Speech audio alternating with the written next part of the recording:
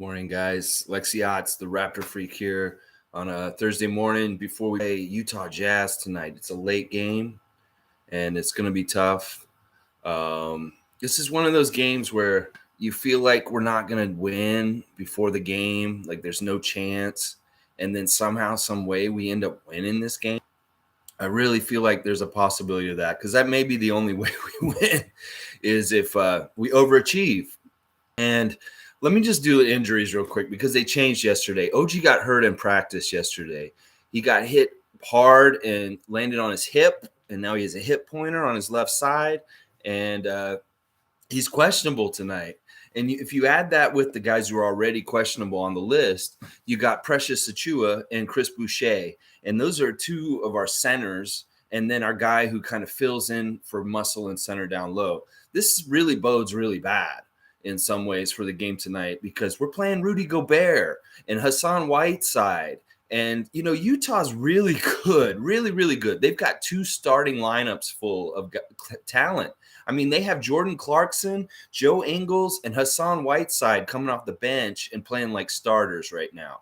So this game is going to be really, really tough to win. But I think about the game that we played against them before COVID started. That last game, that famous game where Rudy Gobert touched the microphones and everything all started with this crazy, stupid pandemic. I didn't think we had a chance to win that game against Utah before the world stopped and everybody had to stay home. But we did. Somehow we did. We did beat Utah on that road trip. And if we're going to beat them, it's going to have to be in some sort of huge way like that. Like, I know the keys of what we need to do to win this game tonight. And I'll tell you right now what it is. We need to keep them on their heels when they're playing defense. Like, we need to be aggressive. We need to go right at them and make sure that they're not getting set up in their defense very well. Our transition offenses can be really important tonight because the less we can let them get set up and we can try and score early or beat their offense in their defense in easier ways, the better off for us.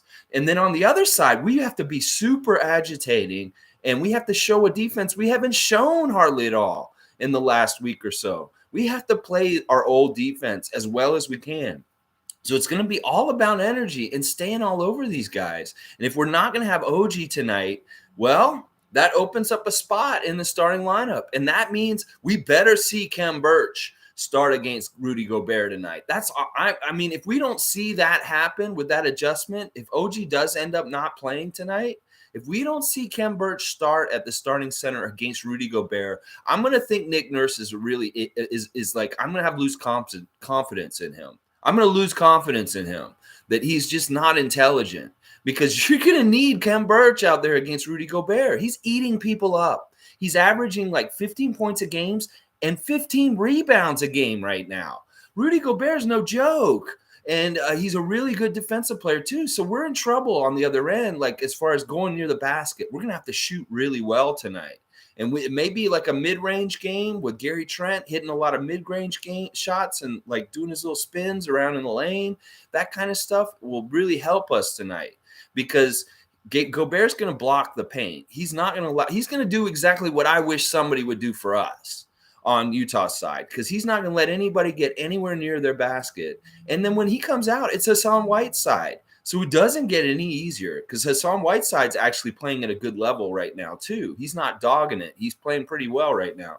So this is a tall order and a tough test. And finding out that we don't have OG possibly today, just to add to the other injuries, Yuta's still out, it's really going to make it really, really tough. But it may make that starting lineup decision easy. So why can't we have Fred, Gary, Scotty, Pascal, and Khem today, Nick Nurse? I really, really hope you play Khem Birch in the starting lineup tonight because we may be in big trouble if you don't. And this is a, when we're down like this and it's next man up and maybe he'll go deeper in the bench and actually play guys for longer minutes that are there, like Champagny, Flynn, those guys, then maybe, we'll get some good balance from our bench and our starters because that's something that's been lacking too.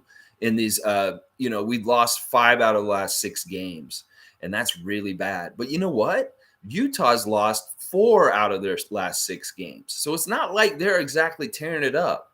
they've been losing games to teams like Orlando, and Miami beat them twice recently. And really, the keys for how they beat them is they outshot them, and they somehow, some way, outmuscle them down low and got more points in the paint. And that's really tough to do with Rudy Gobert on a team. So it's interesting that those teams were successful in that way. So maybe there is some sort of way we can get success near the basket. I think it's mostly in transition and really hitting offensive boards hard. Like, gotta get the boards around Gobert and just get put back somehow, some way. But yeah, other teams have found success against Utah recently. So hopefully we can duplicate some of that in our game tonight. But it's going to be a tall order. Like I said, tall order, literally, because we're missing Precious. Hope maybe one of these guys will play. They're questionable. They're not guaranteed to be out. So hopefully maybe at least one of these three guys will show up, because we're going to need one of them. I mean, we could use all of them tonight, obviously, because these guys are long, lanky defenders, and they can do a lot of good stuff. Boucher, Achua, and Anunoby. So yeah, it's just tough. These injuries right now are very tough. This isn't a good game for having them, and hopefully we can get by. But this is also smacks of one of those games where Utah may be overconfident tonight, and we really mess them up. Like, they think that, oh, they're hurt, and the Raptors aren't doing this very well or this very well, and they take us lightly. And then all of a sudden we come out with like enthusiasm and energy and the ability to stifle them and cause problems, and all of a sudden we're getting on a roll, and then we're winning. But this is the thing. Utah's a team that even when they've been down by a lot of points, like, they'll get down by like 15 points, and then in the fourth quarter, they'll come back and make a surge and try and come back on the team they're playing. And some games they've had success in coming back in the last couple minutes of the game and beating a team. And then in other games, they just got held off by like 3 points. Even though they were beating the other team, Miami would be beating them the whole game by like 15 points. And then right at the end of the game, they try to come back and win, and Miami only wins by 3. So this is the thing. Utah's very dangerous. Like, even if we get a good lead on them, they can come back. And Donovan Mitchell, I haven't even mentioned him yet in this preview. He's nasty. And they've got some other players in their starting lineup now that are really rolling and doing well. There's some young guys that I'm not really that familiar with. They've got a young power forward, and of course, Mike Conley's their point guard. So they have all kinds of good weapons. The only guy they're missing right now is Rudy Gay. And Rudy Gay is not totally essential, but he is their oldest player and one of their vets. But this is a very veteran team already. This is a lot like Portland, but maybe even more veteran and clutch than Portland is, because there's not just those two guys, McCollum and Lillard. There's like 3 or 4 guys on this team that have been in the playoff battles and that are tough and hard to beat. Gobert, Mitchell, Joe Ingles, Mike Conley, Jordan Clarkson, Hassan Whiteside. These are all problem guys for this game tonight. But like I said, for some reason, when these games seem so lopsided, all of a sudden magic happens. And all of a sudden the Raptors have a win in a game that they shouldn't have won at all. And it could be because of all the odds stacked against us. Guys like Fred VanVleet, Pascal Siakam, they step up and take the challenge and try to carry their team to a big victory tonight as superstars. It's going to be interesting. I just hope they look good. I don't want to, like I said, I don't want to see a stupid starting lineup tonight and getting off the wrong foot just because Nick Nurse doesn't want to play Khem Birch. I don't understand that. Start Khem Birch tonight if OG's not going to be playing. And, I heard Paul Jones trying to qualify why Nick Nurse is using Pascal Siakam at center, and it just sounded stupid. Like, Paul, you're lying to yourself when you say it like that. Like, oh, this is just what they're doing, and it'll work. They get advantages this way. No, they don't. They don't get advantages, because if they got advantages, they'd be winning the games that are like that. They don't get advantages from starting Pascal at center. So quit saying that, because you're delusional. It's not true, because this league is kind of getting big in a way again. Like, this season has changed a lot of things in the fulcrum of the NBA. This physicality, the changing of the handguard rules, the taking out Harden and Trae Young's kind of play is really changing the league from that old finesse, like, no, don't touch anybody, back to the old school 80s beat 'em up style. And when you play that beat 'em up style, you got to have big guys. You really do. That's the reason why in the 80s, teams would have like 4 centers on their team, and some of them would be just big white guys that be on the bench to be thugs. And we may need to get back into that kind of team building mentality a little bit, Masai Ujiri and Bobby Webster, that we're going to need some thugs. We're going to need some big guys that can get physical and put some fouls on people down low. And, Reggie Perry, Romano Gill, one of these guys comes up or something like that. But that's the thing. This league has changed this year. And you need to adapt and change with it quickly. Don't be a Coach Casey and be stubborn and be like, well, this is how we're playing. We're going to play this way, and they'll have to adjust to us. No, we have to adjust the league because the referees are calling it different. It's more physical, and there's some things about our roster that are going to be hurting us because of these changes. And it's obviously right now it's the injuries and, not being able to deal with the physicality and finish down low. So, all right, let's see what's going on, guys. Andrew, let's go! Utah Jazz tonight in Salt Lake City. The boys are there. They're ready to fight and scrap. Next man up mentality. If we have half the roster not there, we'll still show up. We proved that last year in the COVID year with Tampa. Oh, yeah, we have nobody. We will make a team and play. Nate Bjorkgren will put his jersey on, and he will get out there and be our little ball point guard. Oh, yeah. All right, let's see. Darren, too many injuries. And yes. I wonder how this Raptors team's going to look tonight. I mean, if OG's out, that's not somebody we want out when we're about to play Donovan Mitchell. No, he isn't. He would be a great guy to try and clamp down Donovan Mitchell tonight. But if OG's not going to play, and listen, they wouldn't put him on the injury list yesterday if they didn't think he probably wouldn't play today. So I think it's more likely out of all those guys that Precious plays tonight. And that'd be great. Out of the 3, I just ranked most likely to play Precious number 1, OG number 2, and Chris number 3. Chris is the least likely to play. This is just from what I've seen with their injuries and what they're dealing with.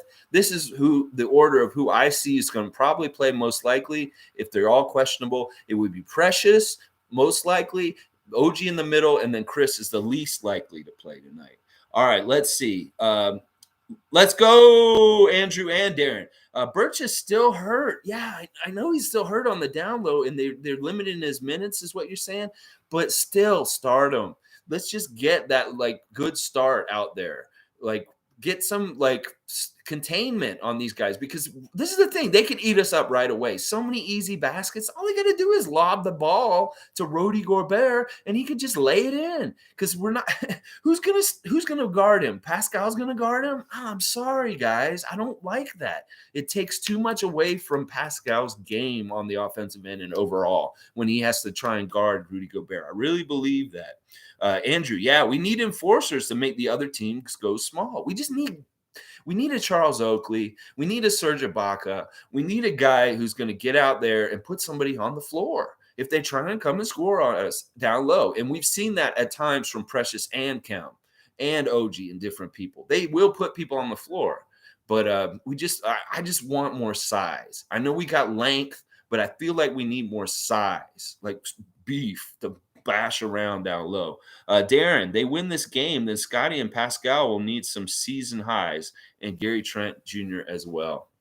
Yeah, because look at it. Listen, Utah can score 150 points, no problem. And the other thing is Utah can hold their opponents to under 100 and still do that. Like this game against Philadelphia the other night was 125 to 90. That's messed up. That's a 35-point difference, and one team was under 100. That's the thing. We're not going to be able to match their scoring. We're definitely going to need to base winning this game off defense and holding them down.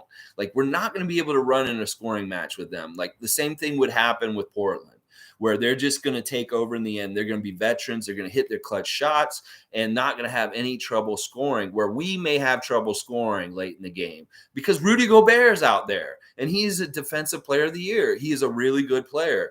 And that's the thing. We've got to really make sure our defense holds them down. And then we have to execute exactly. Like if Pascal gets his season high tonight, if Gary Trent just goes off and shoots like 55% from the field, and Fred is really doing big things, we need all of that for sure, because we can't get into a scoring race with Donovan Mitchell and the scorers on that team. Joe Ingles is another one. That guy will bomb. That guy will bomb the ball all over the place on us. Jordan Clarkson, another baller. He's coming off the bench. And we don't even talk about Mike Conley. Mike Conley can score too if he needs to. So that's a really big thing. The defense is important because we can't have them score 120 points on us because we have a hard time scoring 120 points. We can't make that amount of pointage, especially if OG, our best scorer so far this year, is going to be out tonight. So that's going to be really, really tough. OG, Boucher, Precious, and Yuta out. I know. Well, they're not totally out yet. They're questionable. 3 of them are questionable, Darren. So if we're lucky, we'll get at least one of them tonight. And I think it will be Precious. I think Precious is the one who's closest or probably the most able to play out of all those guys. I mean, if they really had to, they could play, but they're just being safe with them. Really, that's what it is. And you know what happened to OG yesterday was probably he just got hit hard and he landed on that part of your hip that sticks out, the bone, and it's just really hurts. That's what's going on with him. He has he has a sore hip because his bone got banged on the floor. So that's not fun. That doesn't feel good. And that's probably, he could be playing. I don't know. He could be playing still. It could be just a red herring. I don't know. Let's see. Fred VanVleet still groined. Yeah, I don't know. I don't think Fred's that hurt, man. I think that honestly, that game that he sat out in Detroit was just this is an easy opponent. Let's give Goran a chance. But I don't think Fred's that hurt. Like, he played really big in that game against Portland at the end, and he didn't seem that messed up. Half the time I feel like these injuries are made up and they're just doing weird load management and making up excuses. Like they'll say, oh, you kind of feel bad in your groin, and then, okay, we'll just call it a groin soreness. I don't really believe that half these injuries are that bad sometimes. I feel like sometimes, like Fred's been playing a lot of minutes every game. That was like a rest game for him, and that was just a made up injury. It may have even been a joke to the big balls thing. You're out with a sore groin, Fred, for tonight, kind of thing. I don't think Fred's that hurt. He doesn't look that hurt. I mean, I know we said he looked weird laterally, like moving side to side, but I think he's fine. Yeah, we have no bench right now, Darren. No bench whatsoever. We get these many injuries, and the reason why we don't have any bench is we should have a bench is because Nick hasn't been playing a bench. He hasn't been giving any minutes to guys to develop into a bench or have bench roles or be developed into role players off the bench for us.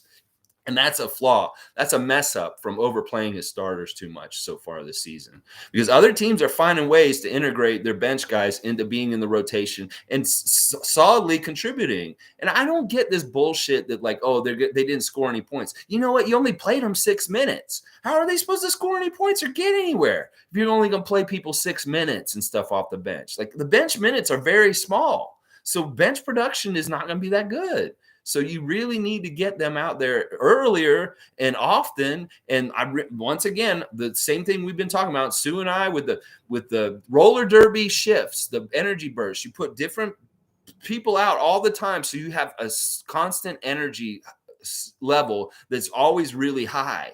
And we're not doing that. I thought we were going to do that. That was something that was said we were going to do in the early preseason. That, oh, yeah, we're going to switch guys in and out quick, keep them all fresh and keep them all. No, you're not doing that, Nick Nurse. You're tiring your guys out. So 40 minutes at the end of the game, they're all dog tired, and they can't close the game out against a veteran team like Portland. So you can make that mistake again tonight. I don't even care if you don't get really good minutes from some of the guys that you bring in. Just bring them in. If they have a shitty shift, like if Svi looks ugly like he has in a couple games recently, don't bring him back in again for the rest of the game. Try Goran. But give different people different looks and spread those minutes out. We'd like to see Fred get between 30 and 35 minutes. He should be nowhere near 40 minutes. Same with Pascal, because this is how they get tired by the end of the game. So let's see. Okay. Start Goran, Gary, Scotty, Pascal, and Kim. No, start Fred. I like everything else there except for Goran. Start Fred because our record with Goran is garbage. It's garbage. We need Fred. We need Fred. Did they bring up Bonga? No, they didn't. Bonga is still in here in Toronto. He's with the 905. He's not with them on the road trip, I believe. I believe that's true. I know that Champagne's with them and Delano's with them, but I think Bonga stayed behind because they have 2 games this week, tomorrow and I think either tonight or tomorrow. They're playing 2 games in a row again, the 905, and I think that they wanted to keep Bonga with them, which he kind of probably would have helped in this situation. That's a good point. Yeah, Malachi, Delano, Champagne. Who else off the bench?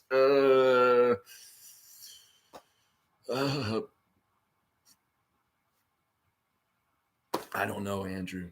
I don't know who else we got off the bench right now. Maybe, Fred VanVleet will play, but he has been slow and people are blowing by him. Yeah, hopefully he'll be better tonight. I think he plays Mike Conley pretty good. I don't remember Mike Conley tearing us up too bad in past games. Our defense is hurting real bad right now. And this is a great game to show how really good we could be on defense against a team like this, because this is a good offensive team. This is a team that will mess us up. And in this, let's take the challenge. Let's go out there and see how we can do against a premium team like the Utah Jazz, because they're good on both ends of the court. They're good on defense and they're good on offense. So beating a team like this is a huge accomplishment. But they can be beat by teams that aren't as good as them, because Orlando beat them, guys. So if Orlando can beat the Utah Jazz, we can beat them too. Although Orlando's getting a lot of good wins. They beat New York last night, apparently. So we'll see. All right, where are we? You guys are getting up there now. All right. My beef with the refs has always been injury towards OG. They allow players to hit him hard. Yeah, but you know what? This injury happened in practice among our players.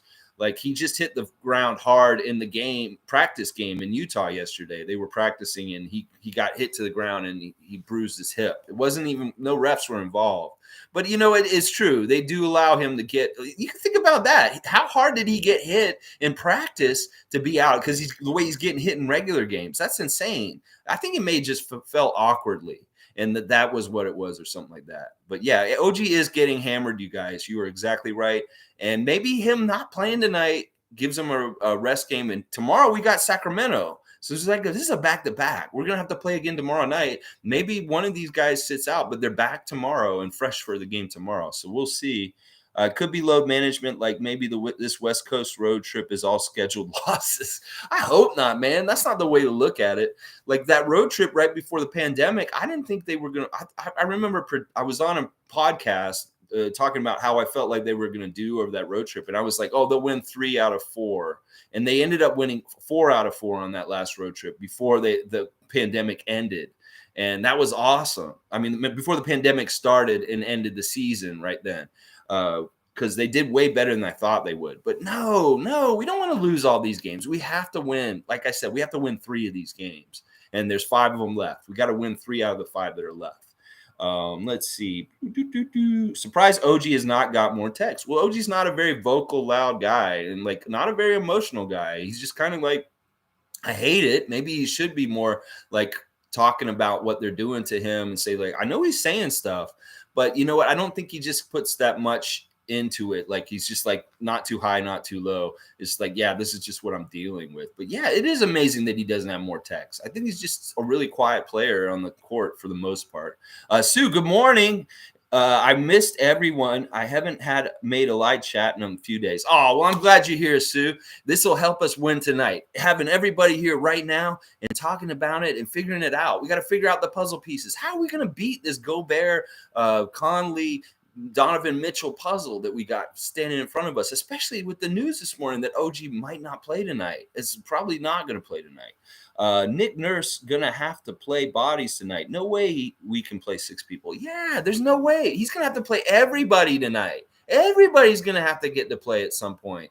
And, Malachi, who knows? He could have a really good game tonight. He could do some special things tonight. Who knows? But yeah, he really does need to play everybody, especially it may be he has a shorter rotation just because he has only 8 guys playing. I can't think of any who else on the bench right now. We got Banton, Champagnie, Goran Dragic, Malachi Flynn. There's 4 guys right there. Plus, I'm guessing Kem Birch starts at center hopefully tonight. So, in all fairness, the bench doesn't have many shooters. Phil Decker should have stayed on the roster. I know. I mean, we do, though. We do have shooters. Malachi's a shooter. Goran should be a shooter. But yeah, Decker would be nice right now. Decker could actually really help us with the injuries we've got right now, for sure. Welcome back, Sue. Yeah, all right. Andrew. Oh, yeah, Svi. I'm forgetting about Svi. He's another guy off our bench. We need Svi to splash some Fiji water tonight. Oh, yeah, in Utah. You know, that's kind of a stomping ground around when he played for Oklahoma City. You know, maybe he has good games in Utah. Hopefully we can see him play really well in Utah. But I don't want to see no mess where Svi's in the starting lineup instead of Kem tonight. Like, what if they did that? You know, OG didn't play, but they started Svi and Pascal still at center. I'd be so mad. I might throw things somewhere at somebody if I see that starting lineup for tonight with no center when you should be really playing a center. You're playing Rudy Gobert tonight, Nick Nurse. You need a center. You need Kem Birch. All right, let's keep going. Delano got to get minutes if no OG. Yeah, Delano should probably get a lot more minutes tonight if there's no OG because we're going to need his length as a defender and just like his rebounding even too. Because I don't know, like we're losing these long, really good rebounders. OG, Precious, and Chris Boucher. These 3 guys are really good for us down low and being long. And that's something we're missing. Then Delano could be more important. You know, obviously Pascal and, Scotty for sure. So let's see. Only suiting up 10. Yeah, I think so. Because they don't have anybody else with them on this trip. And I probably didn't expect how many guys would be out right now. We have had time to practice. We're good. I hope so. And if it's any indication that one of our players got injured in practice, they must have practiced hard. And I know they watched a lot of tape. They said it in the interviews the last couple of days. They've been watching tape since Sunday pretty much. They're just watching a lot of tape of how they're fucking up their defense and where they need to be and do better and like rotations and covering up for each other. And maybe when they're over doubling too much and allowing open shots too much, like there's a balance there. It's almost like you can go all out like we were at the beginning of the season and have a lot of success. But like when you don't go all out, and some people are not going all out after that, and some people still are, that causes open shots and open places for spots for the other team to get easy shots. That's what's happening right now is we're not all going all out like we were at the beginning. It works if we're all going all out, but if 2 or 3 of us are going all out and then 1 or 2 of them are kind of not doing everything they should do, our defense just crumbles. It just crumbles. And that's really what's been happening in the last 6 games or so. Let's see. Short bench, just like COVID Tampa times. Maybe Delano gets longer run tonight. I think that's a pretty sure bet that we're going to see more Delano Banton tonight. Yeah, Sue, sad to hear OG is out, but we can do this. The Jazz are beatable. They were on fire the other night, so maybe they will underestimate us. I'm really hoping that they may take us real lightly tonight. But, they dismantled Philadelphia, shorthanded Philadelphia team pretty good the other night. And they're not coming off a back-to-back. They're rested too. And, yeah, let's see how Scotty steps up. Good point, Darren. I want to see how he steps up because this could be a game where he could really shine with no OG. OG's not there, and if Pascal's doing what he does and Fred does what he does, and then all of a sudden Scotty kind of steps into more of OG's role, and like especially in the beginning of the game, let's watch and see if they run plays for him to try and get points in isolation or post points or something like that. Because if he gets matched up with Donovan Mitchell all of a sudden, he might be able to shoot over him. That'd be good.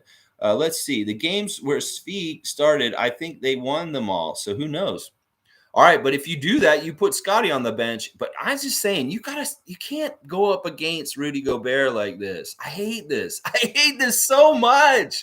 This guy is like 7'2" or something. And like I said, he's averaging 15 points and 15 rebounds a game right now. So he could easily get 20 points and 20 rebounds a game against a team like us. So no, let's get let's not give them such a huge advantage right off the top of the game. Kem Birch can somewhat guard him, somewhat match up with him pretty well. And it's a no-brainer to me.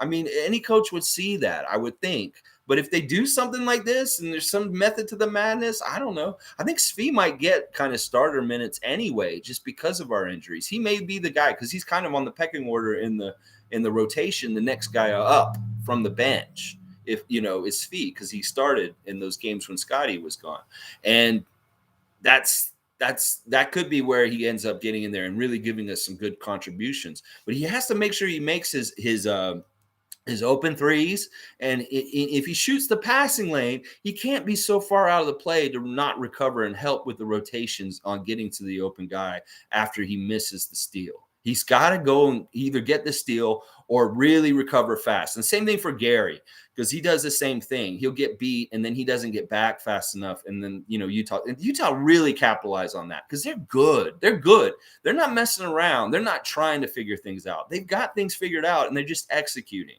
We're trying to figure things out. There's a difference. Precious is out. Big hit to the defense, really. I think that Precious on the down low has been a big problem for our defense in the last couple games.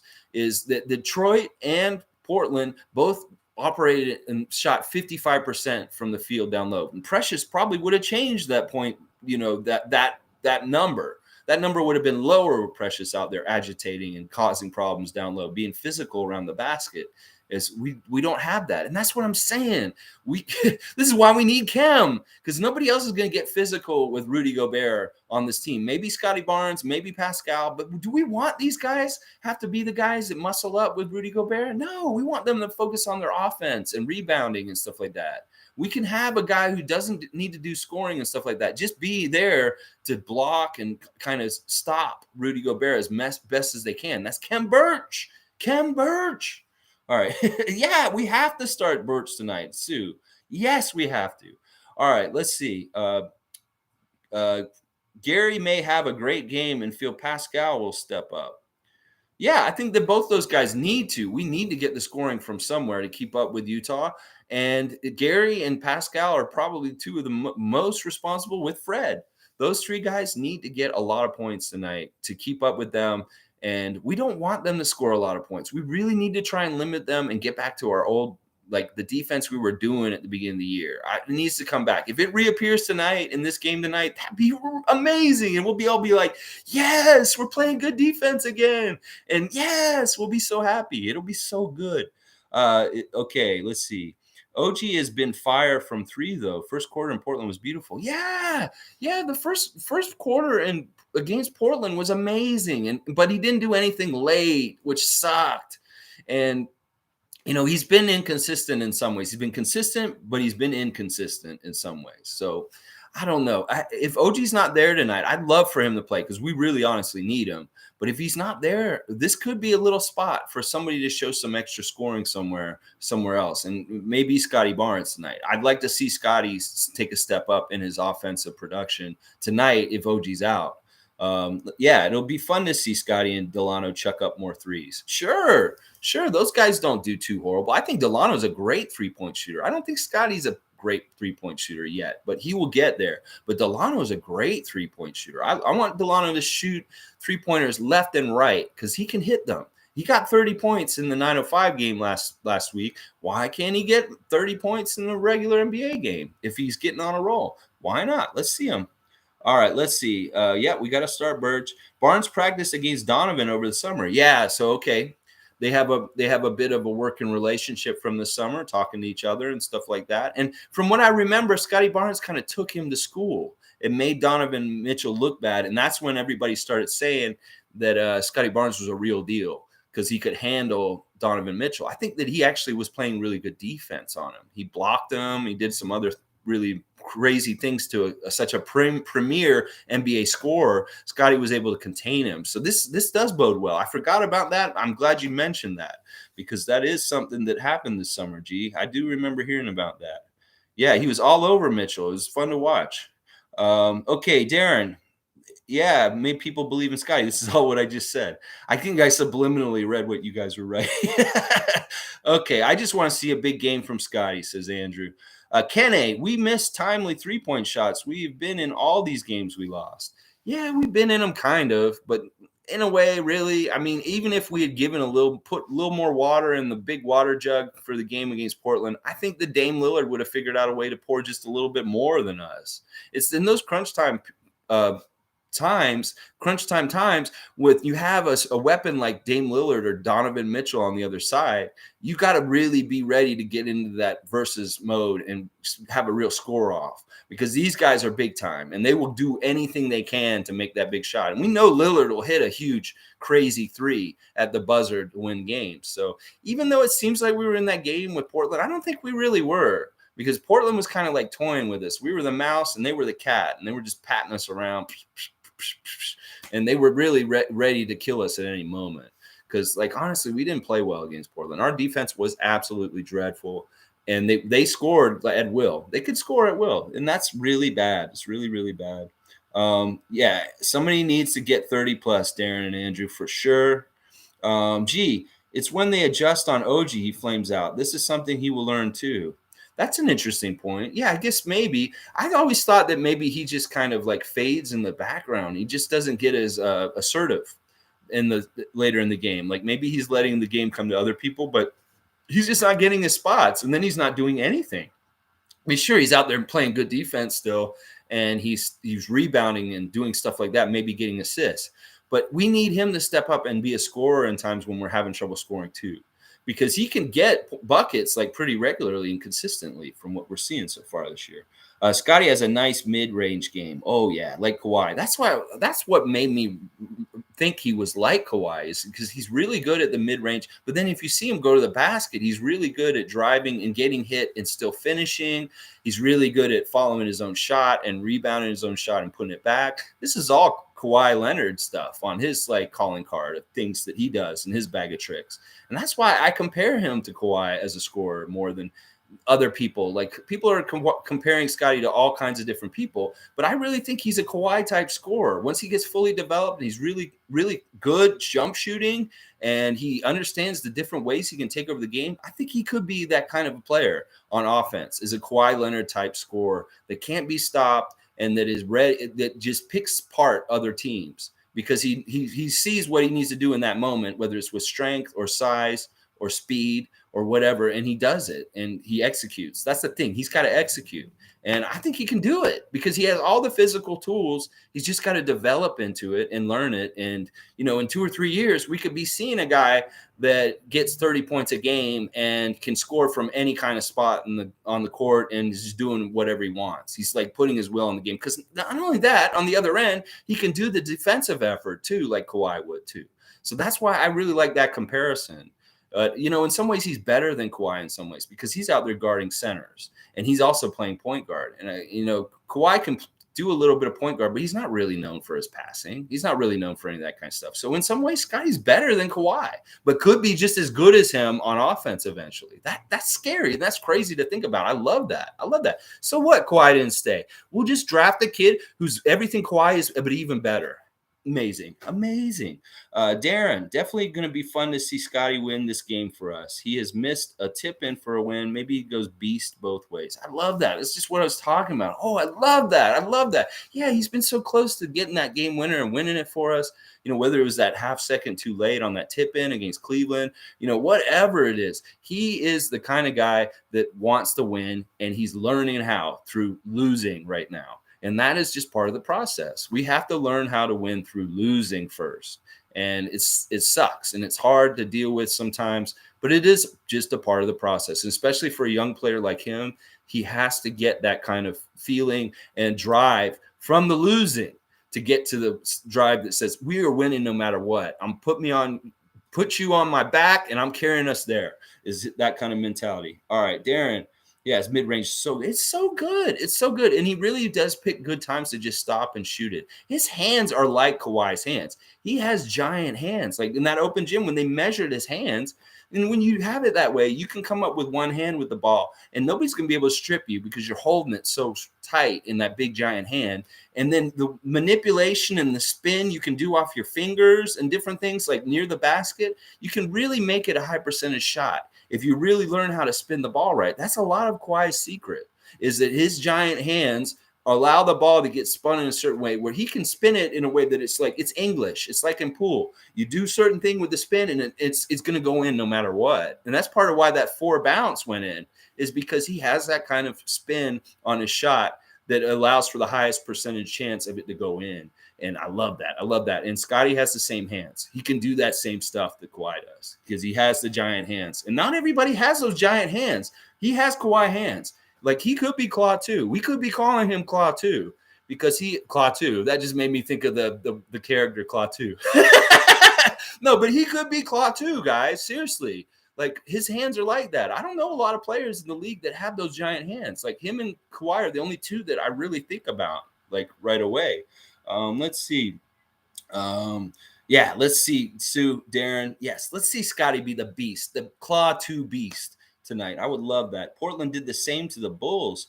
Portland, no joke. Dame is great, but won't go deeper than second round. It's just the way that the West is. And they get a bad draw usually. They have to face, like, the first round, they'll have to face like the Lakers, and then they'll have to face like the Mavs in the second round. It's just nasty out there. And it's not really their fault. They have had a good team consistently for years now, and they just hit the same kind of wall every time in the playoffs. They'll get to the second round. They may get to the Western Conference Finals, and they just lose at some point. It's just they can't get any further. And I don't think they're better than they were last year. I think that they honestly, watching them the other night, their team isn't as good as they were like 2 or 3 years ago, Portland. Because I know they got Norman, they got other things, but they're smaller. They're not a very big team anymore. Like, I really believe that. After Nurkic, they're a short team. And that may be trouble in the West with a lot of these other teams. Like, they go against Utah, it's a tough game because Gobert can give them a hard time for sure. And Nurkic does okay, but we'll see. Masai and Webster have been following Barnes since he was 16. The fact that we got the 4th pick and he was available is, it's really lucky and really good. And he is somebody that they've coveted for a while. And, we have some lottery luck. We always have as a team. We've won the lottery twice. We weren't allowed to get the first pick one year, and that was the year of Allen Iverson. We were supposed to get the first draft pick the year Allen Iverson because they had rules back then that the expansion teams couldn't get the first pick in the lottery because of some stupid thing with the expansion draft and different things like that. And it was too early in our history as a team. And we won that lottery that Allen Iverson was the first pick. And we should have gotten to pick Allen Iverson. Nobody even thinks about that or remembers that, but I do. I remember that. We won that lottery, and they said, no, well, Toronto, you have to get the 4th pick. And we got Camby because they don't allow you that early in a franchise to win the first pick. It was messed up. And then of course we got Bargnani later. We've had good lottery luck, really good lottery luck. The ping pongs like us. Let's see. Darren, we'll see how deep the Raptors can dig tonight. Yes. And Sue, hey, they keep talking about rookie of the year, but have they had any rookies of the month yet? Yeah, I think they might have had one already. They should have, right? Because I think we've been in the season for a month. Maybe not. Maybe it'll be coming out this week, Sue. It could be. But he's on top of all the rankings now. He's undeniably number 1 because Mobley got hurt. And now everybody's saying Scotty's the number 1 rookie in the league and stuff like that. All right, what Darren just said right there. Let's go! Like I said, tonight we have to come out energetic. We have to hit them hard. We have to be aggressive. We have to keep their defense on their heels. In transition offense, like just coming right at them, never letting them get set. And then on our defense, we have to pester them. We have to do everything, the full court presses, the switches, the just nasty, just doubling down on guys near the basket and just stopping their outside shooters. Everything. We have to do everything perfect tonight. And we can. I believe in us. We're capable. And these shorthanded, crazy teams sometimes pull off miracles. And this is the kind of game where Utah will take us lightly. And if we have some fire and energy and we want to win this game, we can win it. But we need to do a lot right. And that's going to be like not letting Utah get crazy with their offense because they can score a lot of points fast. And we need to execute on our offense. We have to make sure that we make easy shots, open shots, shots near the basket, shots in transition. And those are areas we've not done well at. But this could be the night where all of a sudden things start going our way. And who knows, maybe even the refs will give us a break tonight. because they see how things are for us, and it's Utah, and maybe they on the down low want to hurt Utah a little bit or mess with them or something like that. But yeah, let's shut them down. Let's go. Let's beat the Jazz tonight. Let's overachieve. Hopefully we have one of these three questionable guys tonight. I think it'll be Precious, and if it is, that really will help us because Precious is a big part of our defense, obviously, all of a sudden. But Nick Nurse, you got to start Khem Birch if OG's not playing. If OG's playing and you're going to do the regular starting lineup that you've been doing, okay, but let's see. Hopefully it won't be another loss. But if he's not playing, if OG's not playing, Khem Birch is the guy you bring off the bench into the starting lineup tonight. I don't care what you say because he needs to be on Gobert. He's 15 and 15 machine, and we need to stop him. We need to limit Rudy Gobert. We need to limit Donovan Mitchell. We need to not let Mike Conley do nothing. And these bench guys, we really got to watch out for too. Jordan Clarkson, Joe Ingles, and Hassan Whiteside. Hassan Whiteside's actually playing really well this year as a backup center. So it doesn't get any easier when Gobert goes out because Hassan Whiteside comes in right after that. And he's another double-double kind of guy. So they're a little bit like Philadelphia West with two twin towers. One comes in after the other one. So we'll see if we can make them pay for that because Whiteside's a little bit slow. We might be able to make him pay for having him out on the court. But all right, let's go, guys. Hopefully tomorrow we have a lot of great things to talk about. But if it isn't, we'll go over it and we'll figure it out. And then we'll preview the Sacramento game tomorrow night, which is definitely a must win because Sacramento is very, very gettable. But tonight, we can't overlook it, and we can't underachieve in this game. We have to overachieve. And let's see big things from our Rookie of the Year, prospective Rookie of the Year, and maybe our guy from the 45 Kipling bus. Let's see if these guys can do something. Maybe Malachi tonight. What if he goes off and gets 20 points tonight? That'd be fantastic. Oh, my gosh. Let's go, Raptors. Let's go, Raptors.